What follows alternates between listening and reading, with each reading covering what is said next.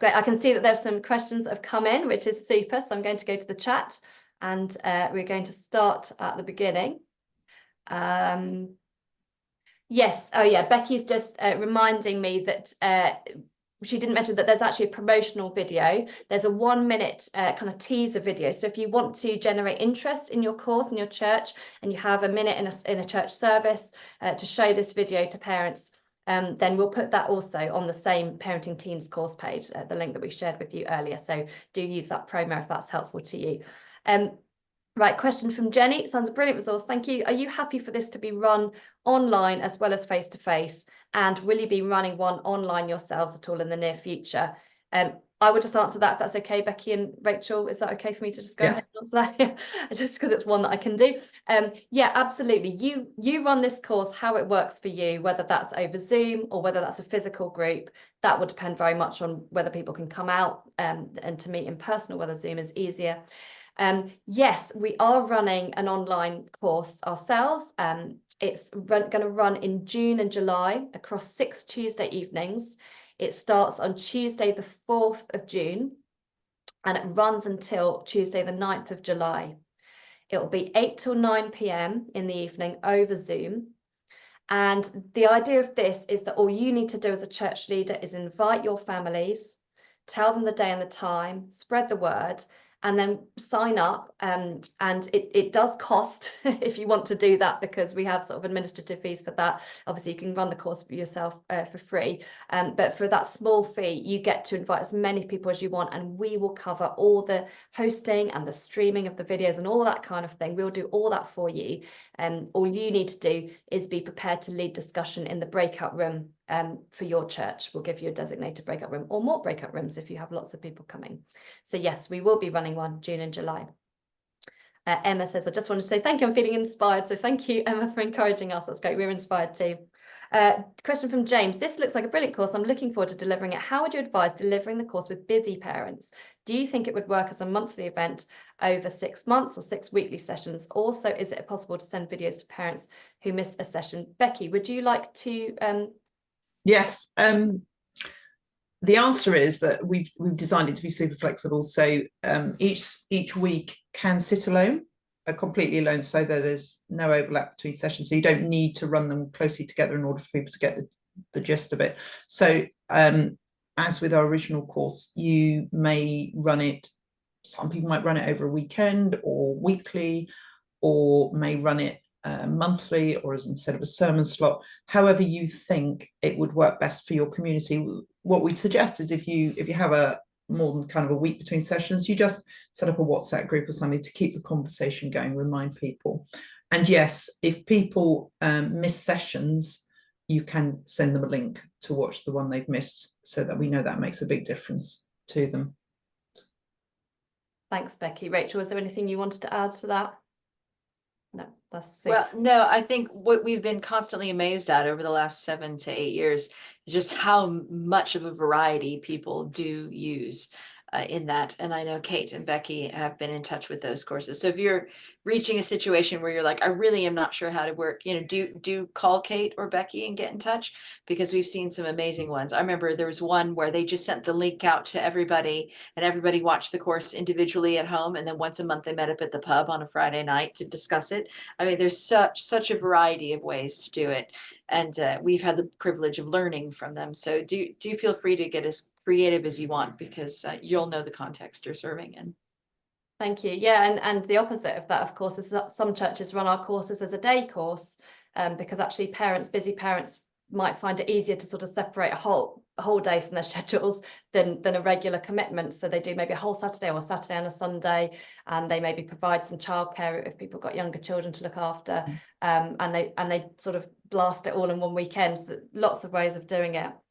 The other really way that may work is to actually run it alongside a group that's already meeting. So say they've dropped off their youth group, you know, and you've got an hour and a half there to use that space to say, instead of going home, we're going to give you, you know, snacks and refreshments and stuff, and we're just going to run this course.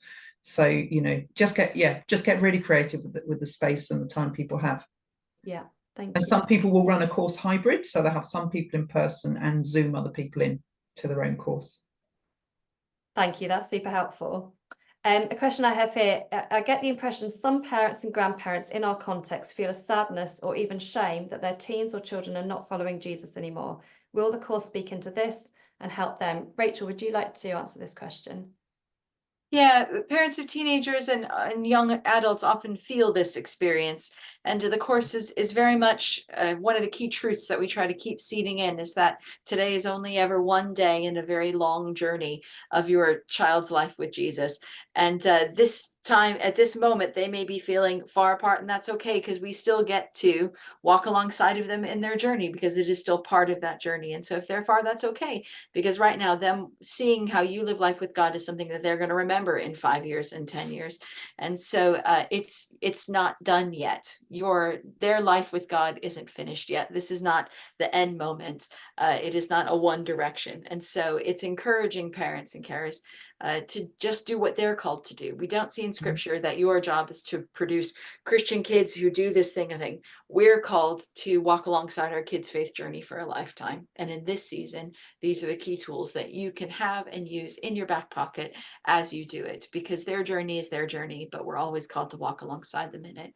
And so it's not about giving them hope that one day it'll be all fixed, but it's about giving them hope that what they're doing and what they're called to do is significant and impactful, and trying to build their confidence in the God that loves their kid more than they possibly can. And so that's the approach that we take in the course. Thank you, Rachel. Becky, did you want to add anything to that? No, that was perfect. Perfect answer. 10 out of 10, Rachel. Well done. Great question here from Heather. I'm sure many can relate to this. What about if you get parents signing up for the course who you know have very little faith of their own, or are only just beginning their own faith journey? I'm just thinking that the course probably assumes the participants are active Christians who have got a certain level of discipleship or experience journeying as Christians themselves. Would you still encourage them to join the course, or would you be thinking, maybe I should also think about running something alongside or at another point which helps those parents along in their own discipleship? Have others come across this when running the original course, and how have they dealt with it? I'm just thinking you don't want parents feeling like they're not good enough in their own faith. What if it makes them feel out of depth due to their own lack of discipleship? How can we turn this into a positive thing for those parents' own journey? No apologies needed, Heather, for the long question. It's great to have more kind of background on that. That's great. Becky, would you like to start off on this one? Yeah, I'll say a little practical experience of mine is I ran the original Parenting for Faith course, a real mix of people. I think the big message that I'd like to give parents, if you're on a journey of faith yourself, whether you're at the beginning or the end of it, or well, you're never at the end of it, in the middle, or you're experienced, as you take your kids on a journey, it's, imagine if you physically move to a new town, you don't know the town very well, but you get to know it with your kid. And I actually think I've heard one or two people describe how their parents came to faith when they were a teenager, and the explosive impact of that on a child, to see that this thing has transformed my parent, or we're trying something out. I mean, we journey with our kids, and I think that's the key message on this one. I think, Rachel, you've probably got some wisdom here too. I think you're absolutely right. For us, we have seen in the original course, and we haven't released this one, but in the original course, we've seen a lot of parents come on the course who wouldn't say they are signed up fully in Christians, but they want what's best for their kid, and they feel like there's something in this faith thing for their kid, and they want to help with that.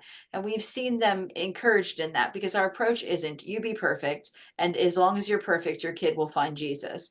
Our approach is God has great things for your kid, and you get to help them go on that journey to find it for themselves. And so it's your faith is not the end journey for your kid. Your job is just position alongside of it. And so we have seen parents become Christians in this. We have seen parents be spiritually encouraged in it, because they're seeing God in a new way, and they're being understanding that God isn't looking for perfection, but for a passionate heart of a child, and all this stuff that we get to see. And so we found it being actually really encouraging for parents who are new in their faith journey or not quite sure where they are, because we're talking about what's available from God for their teenager, not you have to be better. And I think the other thing is that we're not saying you have to understand the Bible really well in order to impart it to your child, or you have to be very experienced about answering every question a child has in order to help them meet and know God. We actually cover questions specifically and saying, how do you answer a question that you have no idea about the answer. But it's not about knowledge. Of course, we want to encourage everybody to get to know the Bible. But if you're at the beginning of your Bible journey, how excited to take your kid and say, this book, people are saying this about this book, I'm going to read it and find out. There's such power in that. And also the thing that's at the heart of parenting for faith is this idea of God connection, not God smart. But knowing about God is important, but connecting to him is the aim. And so you can connect to God with virtually no knowledge of him if your heart's in that direction. So yeah, I think, there are practical things around it. You may find parents come to you quite quickly and go, oh, I don't know my Bible well enough. And I've had that experience. And then your position then is to reinforce the fact it's a journey, that if you're on this journey, you take your kid with you. And I think one of the nice things about teens is, they're old enough for you to say, I have no idea if I think this stuff's good, but I'm going to investigate it. This is a journey I'm on. This is what I've discovered. This is what I haven't. I don't know if I agree with this. And they'll enjoy that journey alongside you. They're being treated as well to know what is it that's impacting my parent in this weird way. Thank you both. That's really helpful. We've had a couple of questions about money, which I'll answer quickly. Karen has asked, what will the cost be for the Zoom you're running? This will be £60. In fact, I'm just putting the link in the chat because it's actually bookable already. So £60 for the 6-week course for an unlimited number of participants. So that's £10 per session. That's how we've worked it out, £10 per week. So for example, if you were able to gather 5 parents together, that's £2 per person per week, which we think is still a bargain. But it just means that we can cover our administrative costs of obviously all the technology needed to kind of run the course, but also the staff costs of being able to run the course really, really well for you. And we really hope that will save you a lot of time. So you do have the choice there between putting in your time and running the course for free, or putting in a little bit of money and saving your time. So hopefully that gives you some options there. And then another question about money. I was also thinking, does Parenting for Faith share a suggested donation for churches running the course? Thinking churches would be happy to donate, although I know regular ongoing giving is preferable. Yeah, we never share a specific amount because obviously all churches are in different situations with different budgets. We do have a kind of pay it forward suggestion that if a church has enjoyed the course, they've done it for free, they've enjoyed it, they'd love to help make it available to other churches, and they are able to make a small donation, whether that's £10, £100, £1,000, whatever that church can afford, then obviously that's brilliant, because that is enabling us to go on producing more good quality materials and get them out as far as possible for free. Yeah, you're right. Ongoing giving, that regularity just helps us to plan so much better and helps us to be wise stewards with what God's given us. So that is our preference, but absolutely the pay it forward thing. If you go off and run this course and think, well, this has been absolutely brilliant, then we would love you to consider paying it forward. Absolutely. Thank you for bringing that up. Nikki says, I'm a parent and keen to run the course. Does Rachel visit churches to preach about her vision of the whole church wrapping around parents, grandparents, discipling children and teenagers? Rachel, over to you. Well, Parenting for Faith has a big raft of freelance speakers who go around and do things like that. So you're not limited to just one person. We've got many people who I think are fabulous who are on that. So there's loads of speakers that are bookable. I'm currently the discipleship pastor at our church, so I only get a certain number of Sundays off. And so if you're waiting for me to have a Sunday off, it might be a really long time. But there are other freelancers who can do it, and there are loads of people who can. But I would also encourage you that you can too. This is a vision that is powerful and significant, and sometimes they need to hear it from you. There's something really wonderful for a parent to look at a leader in their church who is saying, yeah, we're here, we work for a church, but actually we believe in you, we trust you with your kids, and we've got your back. And that actually can be a really significant Sunday. But feel free to get in touch with me. Feel free to book a speaker through Parenting for Faith, but also do believe in how powerful it is for them to hear from you, how much you think they're significant in the lives of their kids. And I think there's a couple of things which will really resource you to do that well. Rachel's written a book called It Takes a Church to Raise a Parent, which sets out the practicalities and the vision for what this looks like in a church context. So not just the theory, but also actually on a Sunday morning in your kids group or your youth group, how does the Parenting Faith approach play out in that? And that's really helpful. We've also got a course in partnership with Cliff College, which dives very deeply for people working with children, young people and families into the theory and practice of parenting faith, and the particular focus on applying it in your context. So there are, we do have a speaking team, and you can book them via the website. But also, if you just want to get more equipped yourself, we've got ways for you to do that. Thank you, Becky. I've just put 3 links in the chat, which hopefully are helpful. The first one is the book a speaker link. So as Rachel said, we've got a fantastic team of Parenting for Faith freelance speakers. They're very experienced in children's, youth and family ministry. They're very trained and experienced in Parenting for Faith, and they can come to your church. And they're delighted to do that. So it's not just Rachel, although we appreciate that she is much in demand, understandably.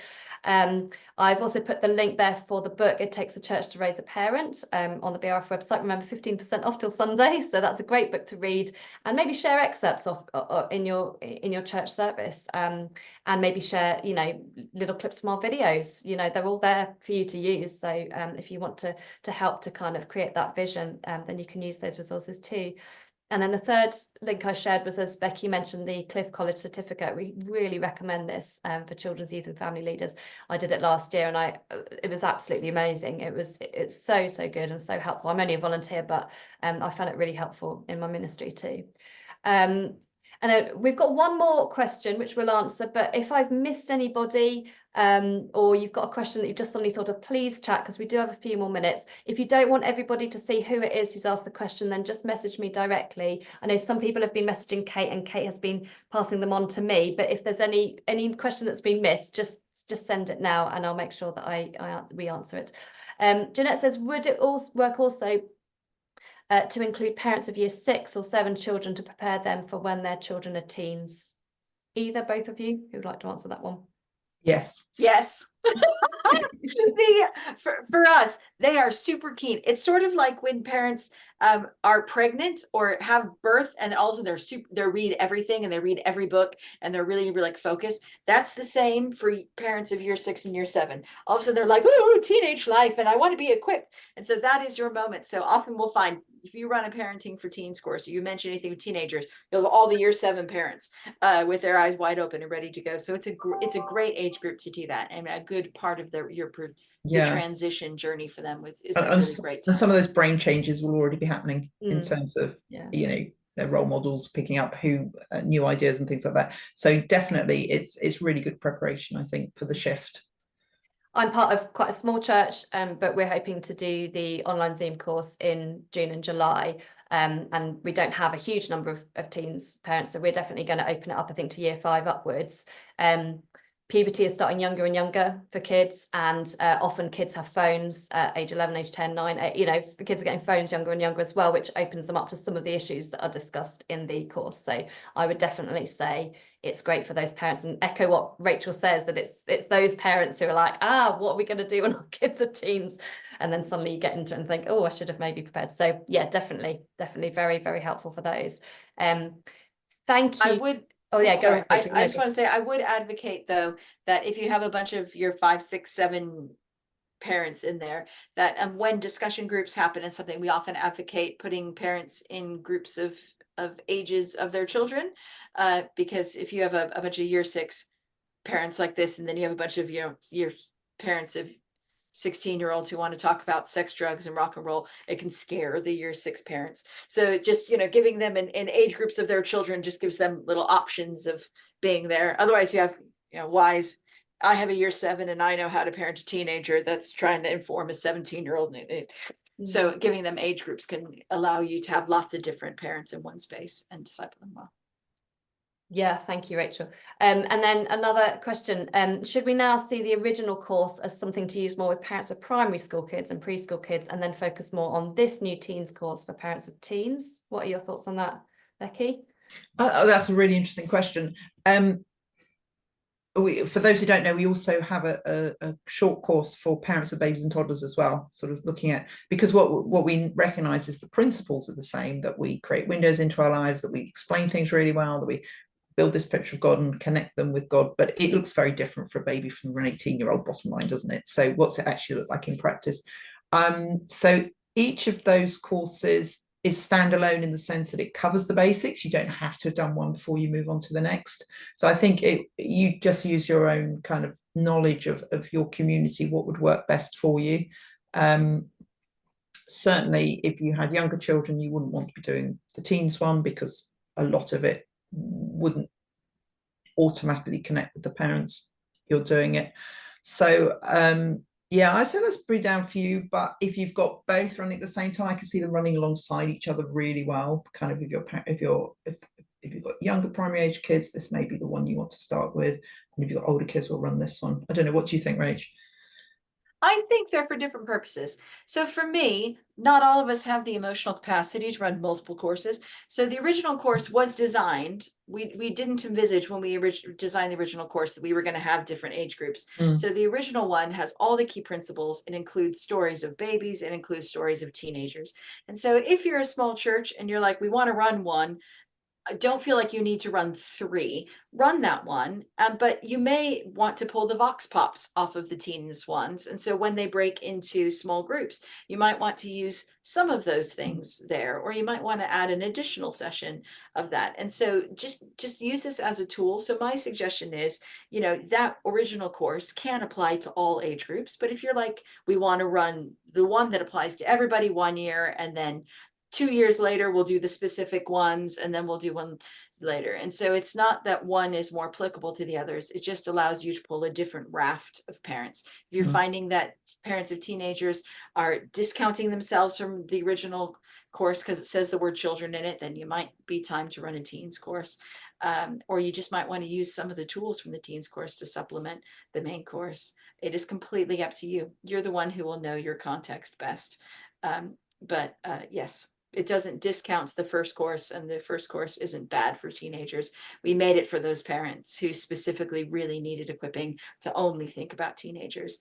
But the strength of the original course is that most parents, well, many parents don't only have teenagers. And so often they have a child and a teenager, and they want help with both. And so those courses hit those families that have a lot, but you may have parents who really just need to delve into the teenager only thing. And that's what this course is for.